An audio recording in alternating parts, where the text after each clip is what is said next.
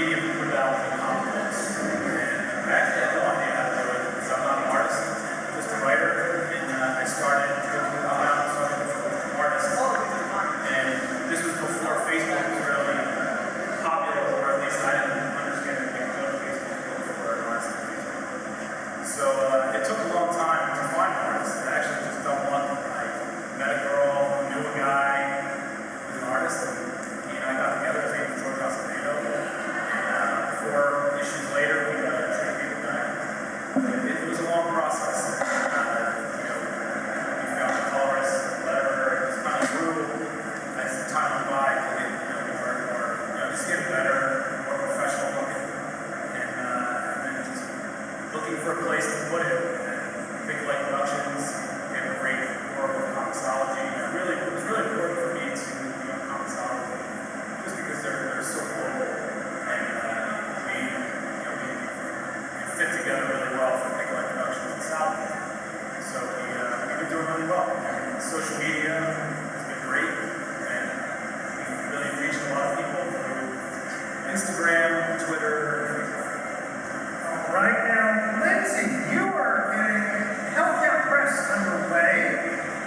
Just sticking your toes in the water. Yep. How's that going for you thus far? So far, it's been pretty good. We have published our very first ever anthology, Dark Lady. It's an all-female horror comics anthology. And basically,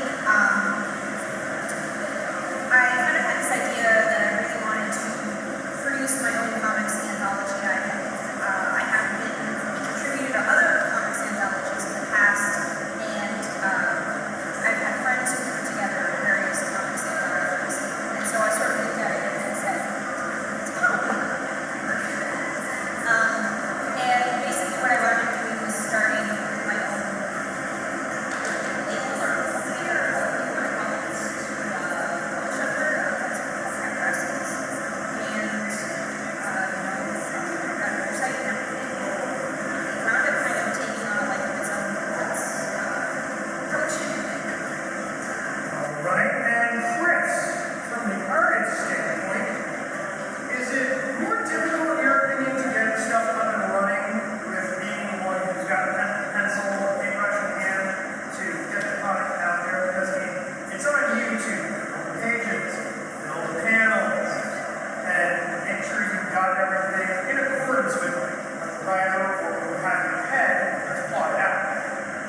I would say the entire creative aspect of an indie book, the writer is paramount because art can go so far. You have to have a story to carry a series. So the hardest part really is finding a creative team that gels. It's really, really important to have that kind of connection. You want to tell the same story, or at least you get the same vibe, and you get the pictures across that the word we're trying to express. For me personally, I've been doing creator-owned since '99, and I venture to say that the thing I've learned the most is that the only way to really make it creator-owned is you have to be around, you have to stick around. That's the most important. You have to be able to take your hits, know that some shows you're going to be sort of in the shadows because there's a lot of big name creators that you yourself would actually want to go talk to if you weren't working your own table. And know that, and accept it, respect it, and just keep working at your craft. Right now, Dr. Chris, good morning. Thank you for joining us. Awesome. You're joining Hellcat Press and working with Lindsay, am I correct? That was the game plan? No, it's I went our first time we had this radio show to promote Hellcat Press. Ah, okay. That's what happened. And if we can sell enough copies of Dark Lady, hopefully we can get a second anthology going. And Chris is looking to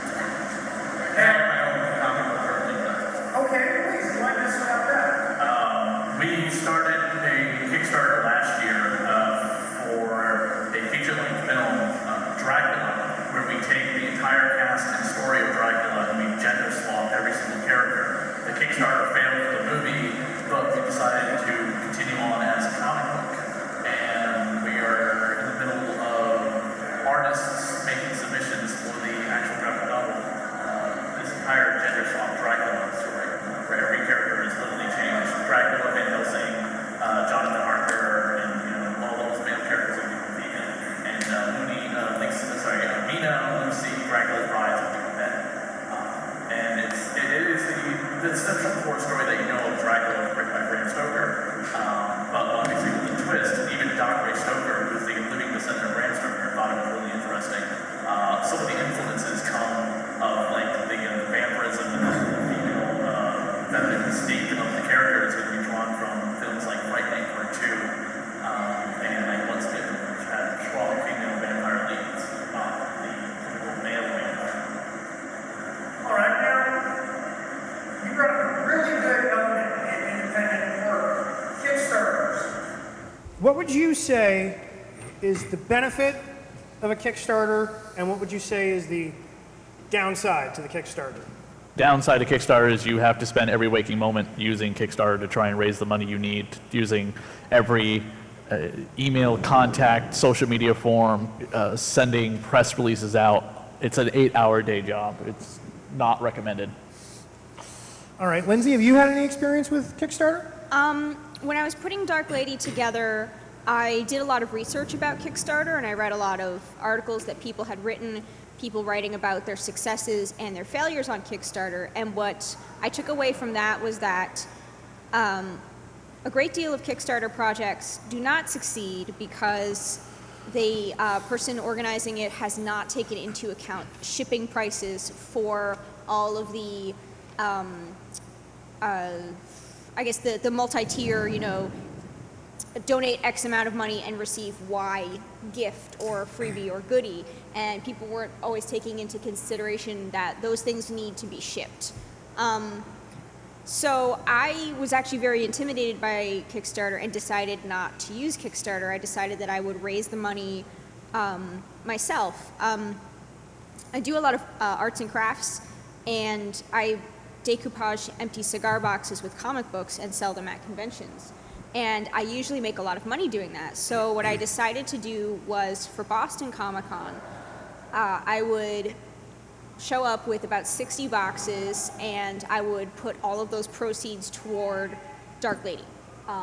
And I made a lot of spreadsheets, and I went online and I figured out how much it would cost to print the book with different page numbers and stuff like that. And I kind of walked away thinking to myself, okay, I need to make a minimum of $1,000, and I wound up surpassing that.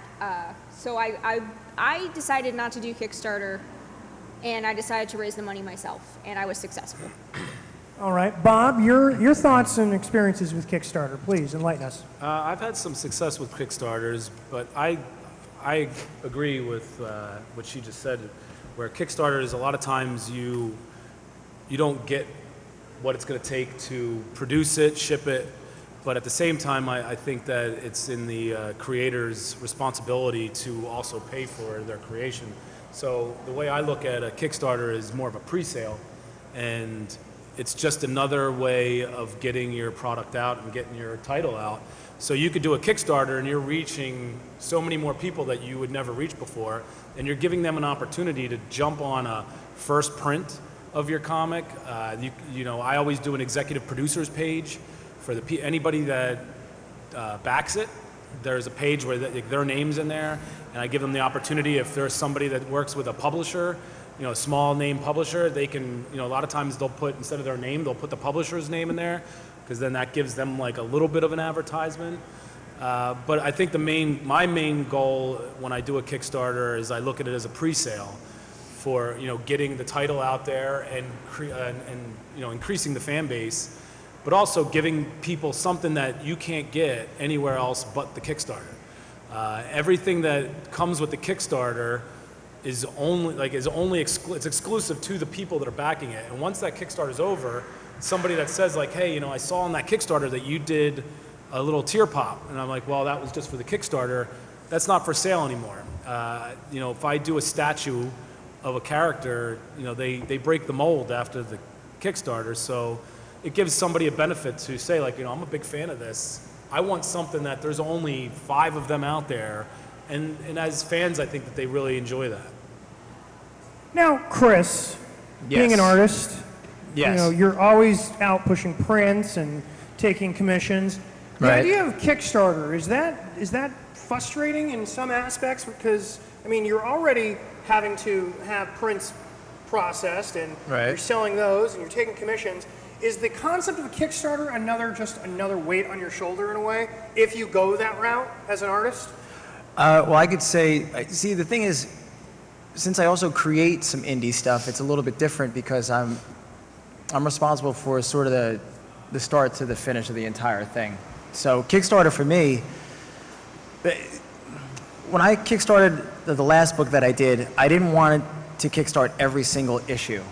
I wanted to make sure that if I did it, I did my due diligence on the business side of it and figured out how many copies was going to cost this much, and you kind of can't always know exactly how much shipping is going to cost if you're going to wherever you're going to ship certain things to. But I had my Kickstarter pay for issues 1 and 2, and then I booked a bunch of shows with the Kickstarter so I could make the money to pay for 3 and 4 and all that kind of stuff. So as far as just the artist side of it, it's really taxing, because all I have to offer as rewards really are just prints and commissions and all that kind of stuff. And I don't, it's probably not the smartest thing, but it's the best thing I have to offer is if certain reward tiers, you got original pages or you had an original concept piece or something like that. Kickstarter is weird because you're asking people you don't know to support a dream that they have zero, not zero interest in, but it hasn't been their dream since they were 10 years old to produce a comic. It hasn't been their dream that they're sitting in their house for 12 hours a day when nobody's paying attention and you're producing this thing. So you have to give them something back. You have to do, like Bob said, some things individual only to that campaign to try to get people invested. So a long-winded answer to your question is being an artist in a Kickstarter is extremely difficult because you have to offer all these things to satisfy a whole bunch of different needs. You don't even know what your customer, your fan base is. It's very, very difficult as an artist. All right. So with that, I'll start it with Dr. Chris here. Doctor, board certified, right? Yes. What's been your worst experience so far being an independent creator? I mean, what's been your ultimate low? I recently, I'd say recently, as of like last year, Jonathan Mayberry, who's a New York Times bestselling author, who's also the writer of IDW's V-Wars series, which spun out of the V-Wars anthology books, had me submit a story for them for the upcoming originally it was supposed to be the third volume, but it's been pushed back to the 5th volume. And the amount of times that when a big independent publisher, as IDW is, who owns a large percent of the comic book media out there, I mean, they publish things like Transformers, G.I. Joe, My Little Pony, X-Files, Godzilla, I mean, it goes on and on. And they can be really difficult to get a story submitted through the way they want it. But when you have your editor, Jonathan, who pushes for you to get in there, it's a big help, and that's been one of the biggest challenges, is trying to meet IDW's standards with my story submission. Jonathan has been a big help in getting it the IDW way, as they call it, in order to find the right flow for the story that I submitted for V-Wars. V-Wars, the comic book series, ended as of issue 12, but their anthology series continues on in books, because IDW publishes novels now as well. It's something they've gotten into over the last couple of years, which is really great, because it's opened their medium up for tons of independent writers to break into IDW, because they don't hire from without. They if you're working for the company already, then you can submit a story. But this is a great way for freelancers to get a story in there and start working on comics. Now, Lindsay, what's been your ultimate disappointing experience thus far trying to get the ball rolling with your product, your books? Oh, well, I would say that when I first had the idea and I was looking for submissions, I pitched it to a co-ed group of people, men and women, and it was a moderated group discussion as well. There was a moderator. And I started by saying, I want to put together an all-female horror comics anthology because horror is a very male-dominated genre and women are very underrepresented. And this one guy interrupts me and he just starts yelling, Mary Shelley, over and over again. And if anyone doesn't know that, Mary Shelley wrote Frankenstein. And that's it, 200 years ago. So he just starts yelling Mary Shelley over and over and over again. And I keep trying to talk, and he just keeps getting louder and louder, and he's talking over me. And I look over at the moderator, the guy who's moderating this discussion, and he's not doing anything. He's just sitting with this blank kind of expression on his face. I was finally able to finish my pitch. And, I said, while I do want all of the contributors to be female or to, identify as female, the men out there, you can offer your support. You can talk about this on your blogs, on your social media. You can offer, feedback if someone shows you a script or some art, and there will be co-ed anthologies in the future. But right now, we're doing an all-female one. And then I opened the floor to questions, and the moderator raised his hand, and he said, yeah, but what if I collaborate with a woman? And it sort of turned into a giant joke from there, because the other guys in the room were like, what if I just don't tell you I'm a man? Can I use my initials, like they're gender neutral? What if I write about a female character? Are you gonna ask for proof of gender? And it was really like, I was furious, but I was also really devastated by it, because this was something that I was really, really passionate about. And these people who I had thought of as my friends were, it seemed, trying their hardest to shoot it down and to turn it into a giant joke. And none of the women who were in the room asked me any questions. None of them raised their hands to say anything. And that was like a really disheartening experience. And I went home and I was, saying to my husband, I was like, this happened and it was really, really crappy and it was like the worst. And he was like, well, let's just put up the website and we'll see what happens. So we launched the Hellcat Press website with the submission page for Dark Lady. And a couple days later, I had an email from a woman in Finland who had found the website and wanted to submit a story. And the idea that she pitched me was hands down the most disgusting thing I'd ever read. But I was there like, you know what I needed in this anthology? I need this gross, horrifying, disgusting idea. And I was like, no, I need this. You're in. Get me the art by August. You're in. So, yeah, that was pretty much. That's a one-of-a-kind type of story. It's great. It's in here. It's, let me play this out. It is called Zits by Hannah Pirita Lakonen. Okay. It's very good.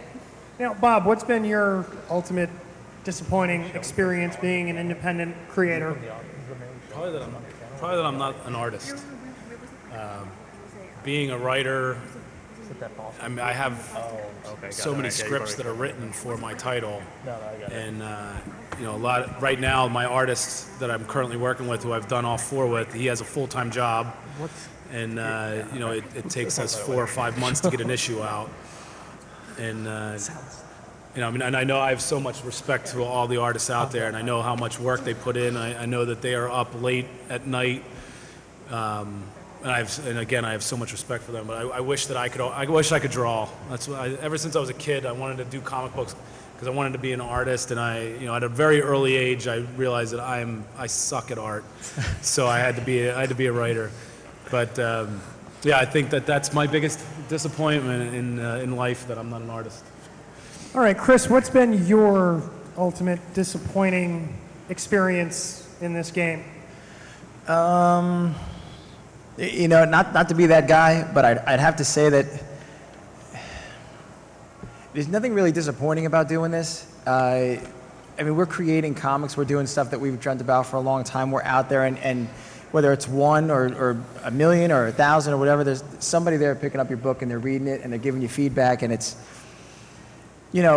I'm lucky enough, and I know Bob's been around for a while doing this stuff, where we have a good little fan base. I'm not familiar with the other books, but there's nothing disappointing about the fact that you go to a show and there's at least one person who you saw at the show last year who's getting ready for the next couple of issues, and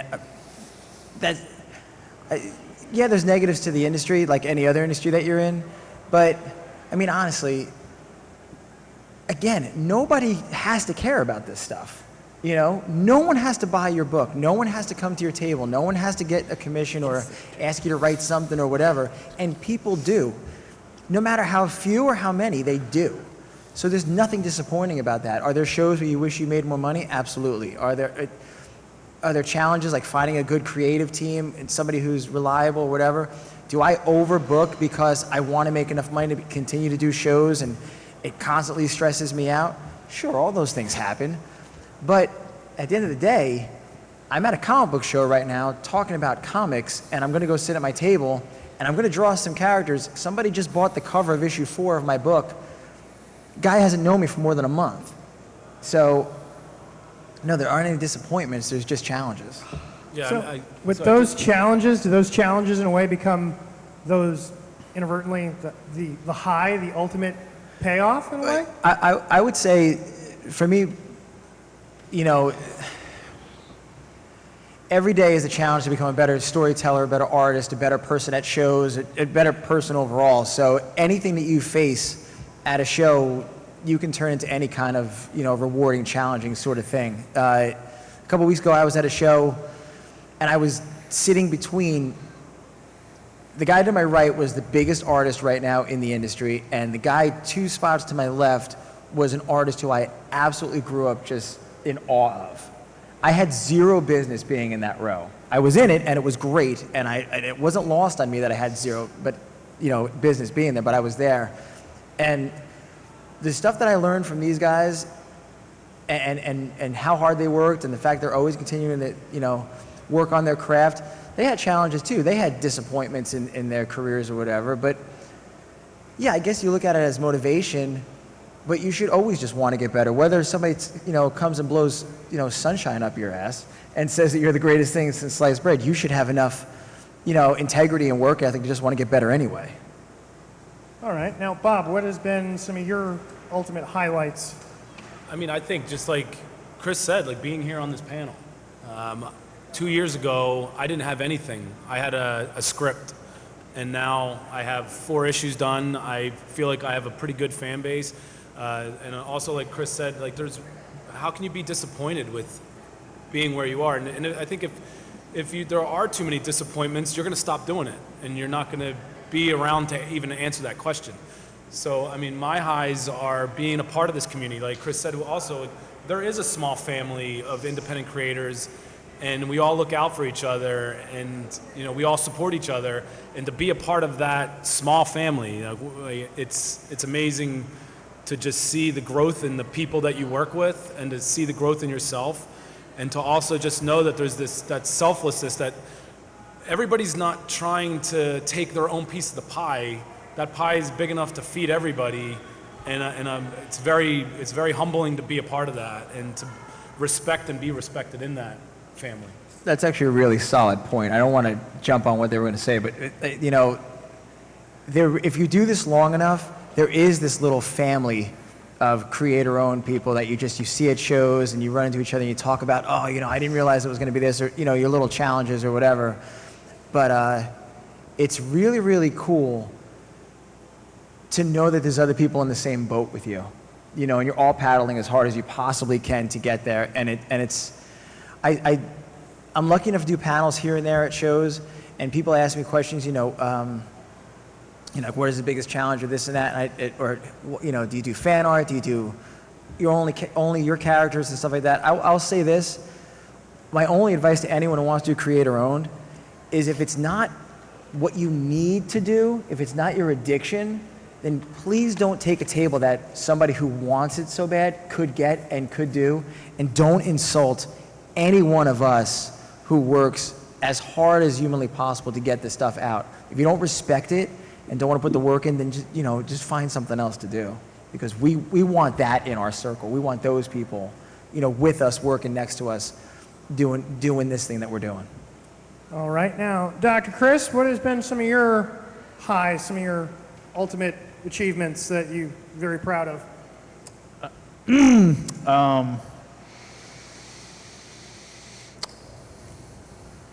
Getting script completed. That's really difficult. Finding an artist to work with has been the biggest challenge, but getting a script completed and then actually getting it praised by people, even though they're not artists themselves, but send it out to people to, review and read and kind of proofread and go over, and they're like, that would really work. That's a great idea. Find an artist. I'm not an artist, I'm a writer like you, but when I get people like Doc Ray Stoker and Jonathan Mayberry and people at IDW really kind of looking at what I'm doing and then going, this is something that we would really want to do. Obviously we can't get you an artist, but this is something we would really want to publish. You just got to get us 5 pages done. That's a really big accomplishment and achievement, and a lot of really great gratitude towards me too. I have a short comic book, a 32-page comic that I'm working with an artist right now, which will take a year to probably complete. But we're also teaming up with a suicide preventional center because it's about 2 teenagers in the 90s who both loved Neil Gaiman's Sandman and death. And they fall in love, and they both suffer heavily from depression, and one of them wants to kill themselves. And I've given the script to like 4 or 5 people, a couple friends of mine, a couple people who don't know me, and one person who's actually really big in the industry who I came on my show, and I was like, I would really love it if you could read this. It's 32 pages, it'd be a really quick read. And he says he handed it to his wife, and his wife was bawling in tears, and a bunch of people, and a couple people that don't know me, one person who doesn't know me, and a friend of mine said they were just absolutely in tears at the end of it, and one person said that they've tried to commit suicide before, and they couldn't finish reading it. And I was like, yay for the reaction being that emotionally great, even though it's kind of sad, but still, that means that if it turns into a comic book, people will read this and go, hopefully, oh my God, I've wanted to commit suicide, this book kind of helped me. And that's what the whole purpose of the comic really is, to get teenagers to go, I have a problem, I've wanted to kill myself. This comic book woke me up to that, and I called the number in the back of the comic book for the suicide hotline to say, I don't want to kill myself, I want to live. And that's the whole purpose of the comic. But people's emotional reaction, that was a really big deal to me, knowing that they, it broke that up to them. Even though it's a sad reaction, it's still, better than them going, meh. Okay. Lindsay, what's been some of your ultimate achievements? Well, I guess the fact that I put the book together and actually have it done and in front of me is like my biggest achievement of all. But I kind of considered every pitch and every submission to be like a little small victory. I was really excited. Let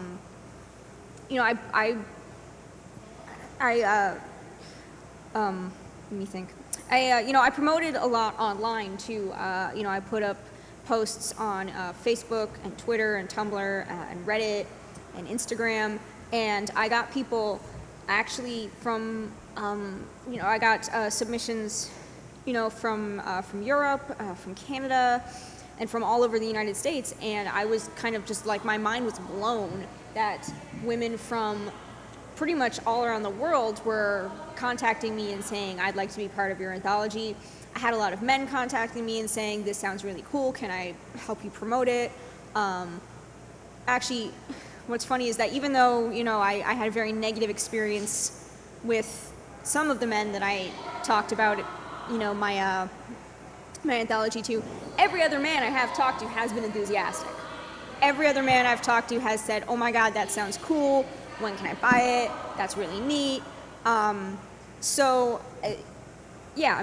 initial experience pitching it to a co-ed group did make me a little gun shy, I guess, and a little bit, I had a little bit of like self-doubt with it, but every other person I've talked to has been excited about the idea, and that makes me so happy, and I feel like I've learned a lot from this experience, and I would love to put out another anthology. All right. Now, Chris. Yes. Lindsay mentioned social media. How important is social media in getting yourself out there? You're an artist. You're doing a lot of, no offense, you're doing a lot of the grunt work. You're throwing on the pencils, you're throwing on the inks. If you're even braving it, you're painting. Is it you do time in front of the board and then you start throwing everything you can at social media, as opposed to going and, let's say 10, 15 years ago, you would try to like collect the money, any way you could, collecting bottles, cans, and try to like maybe get an ad in Wizard. But that's not available anymore. So now it's Instagram, now it's Pinterest, now it's Facebook, How important is that for you to use that to get yourself out there? You know, social media, I have like a love-hate relationship with social media. I can't stand the fact that it's as important as it is. It really bothers me. But it's also not lost on me that it is everything to a visual medium that, you know, art and comics is. And it's all anybody pays attention to. You know, there are shows that you sign up for that want to know your Twitter handle so they can see how many followers you have to see if it's worth making you a guest and such. It doesn't matter how talented you are. It just matters how many followers you have. That's the part about social media that I hate. I hate the fact that, I guess it's self-imposed, but I have this pressure on myself to post at least 2 new pieces every day to Instagram so I could share it to Twitter and Facebook, and then every 10 minutes I monitor it to see what kind of reaction I'm getting to make sure that I comment enough back to it to try to build, you know, whatever is happening. I got excited the other day because a piece I did on Instagram got over 100 likes. That should not be the case, but yeah, I was excited about it. You know, it's weird. I get it. I know that people in the industry who maybe you want to make contact with who don't know you can know you through social media, and it's very, very powerful, and it's the way the world is going. It's like kind of saying that I wish I still had a rotary phone when it's kind of idiotic, and you know, get on with it and move forward and know how important it is. But I don't know. The reaction is cool. This is going to sound egotistical, and it's not that way. I like the fact that I have fans. I like the fact that there are people who specifically check out my page and my Instagram and follow me because they like what I do. It validates all the hard work and all the defeating of my own self-doubt to post those things. So that's cool. Social media it kind of makes you feel good about yourself sometimes, and also you can post a picture that you really like and it absolutely goes nowhere, and then you wonder, what the hell am I doing? Case in point, got a quick story for you. You ready for this? It's really funny. Not funny.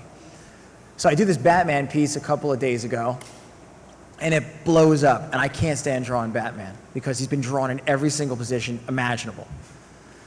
But I do this kick-ass Batman piece, and everybody likes it. It's shared, it's this whole thing. The next day, I post a better piece of the cover of issue 4 of First World, my book. It's like 20 likes. Nobody cared. Nobody cared. And honestly, it was like a kick in the groin because the Batman one kept growing. And you have to go past that piece to see the Batman. And nobody cared about it because they didn't know the characters yet because it didn't have 75 years of advertising behind it or whatever. So thank you, social media, for there's my love-hate. It's awesome. The piece sold. The cover didn't get any love, but I really wish people cared about that more, so there's another long-winded answer for you. I love it. I hate it. It's pressure. But it's the only way to get people to notice your stuff when you're not on the con circuit. And I get a lot of jobs off of it. A lot of jobs. All right. Now, Bob, you have taken social media and taken to it like a duck to water. And Salvagers, your book, has been very, very prominent on social media.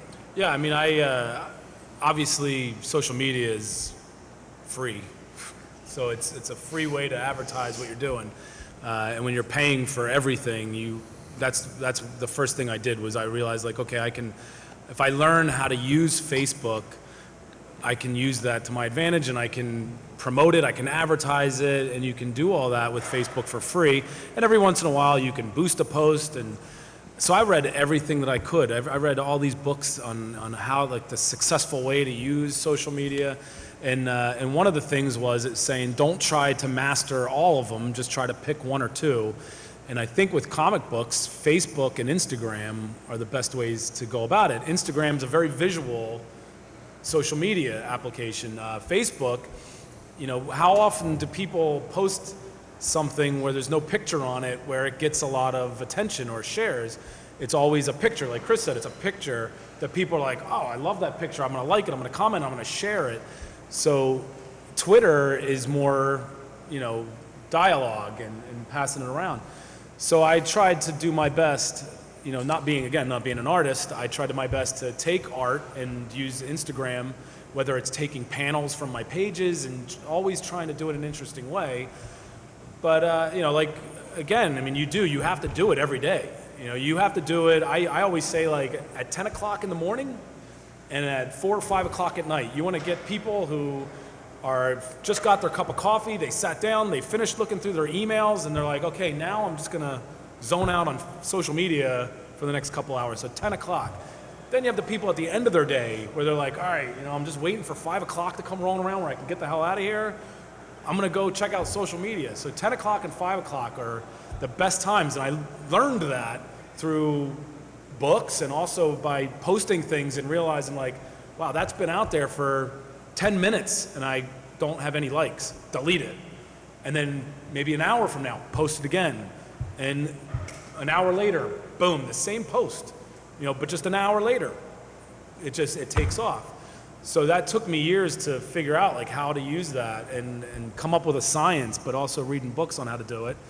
And you can tag things. You can put your Big Cartel site, if that's where you sell your physical copy. If you're on Comixology, you can put that link in there, and, you know, hopefully get it shared enough that people who don't know you are now like, oh, what's this? You know, I'm into science fiction, and I'm gonna like this page. Now, Chris, how beneficial, how important is social media then for you as a writer? Really good. In fact, we keep, we're at my table right now, the Dr. Chris Radio of Horror Show. We are having people, we actually are like almost bribing people in a way by giving away tons of horror-related t-shirts, posters, DVDs, toys, stuff, whatever, to like us, follow us on social media, YouTube, Twitter, Facebook, to, you know, and they get something to walk away to the table with. All right. And Lindsay, your beneficial experiences with social media, what have they been? Well, the second I got my website up and running, I started using social media to promote the website. So I started using Twitter, Facebook, Tumblr, and Reddit as a way of promoting my website. And, you know, I would say, like, hey, you know, Hellcat Press is looking for submissions, so here's the website. So I felt that it wasn't enough to just have the website up. You have to alert people to the fact that there is a website and alert people to the fact that it is up. Like, I don't have a lot of Twitter followers, but you know, I tweeted about the website and then a couple of them retweeted, and so it kind of grew from there. You know, Reddit has a million little different subreddits, and they have they have little forums for women writers, people who write horror, people who like horror, horror comics, and, you know, I would basically just kind of spam all the different message boards and say, like, okay, well, all right, I'm going to post about Hellcat Press here, and then I'm going to wait an hour and post about it here, and then post about it a different one. Nearly got kicked off of Reddit for a little bit, but it's just because I was overposting. You got caught. I Because almost everyone got does caught. that. I almost got caught. Everyone does that.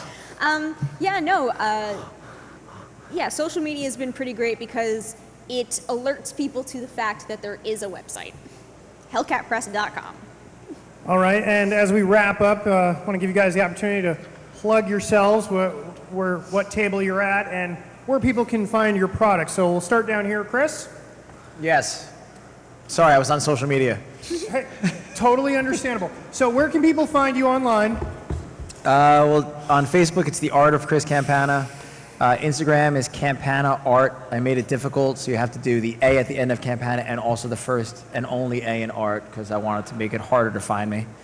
Twitter, I never tweet, is Chris Campana and the number 1. And the comic, which is most important, is firstworldcomic.com. All right. And Sword and sorcery awesomeness in comic book form. what table can we find you at here today at Hartford Comic Con? Every table, 307. All right. Bob? Salvagers is on Facebook at Salvager Series. It's on Instagram, Salvager Series, and it's on Twitter, Salvager Series. They were all available for me. You can buy our comic on Big Cartel, and I will be at table 123, and I even have a pilot from my comic cosplaying somewhere in Hartford Comic Con today, which I'm very excited about. All right. Thank you, Bob. Chris? I'm at table 209. I'm actually right next to Lindsay.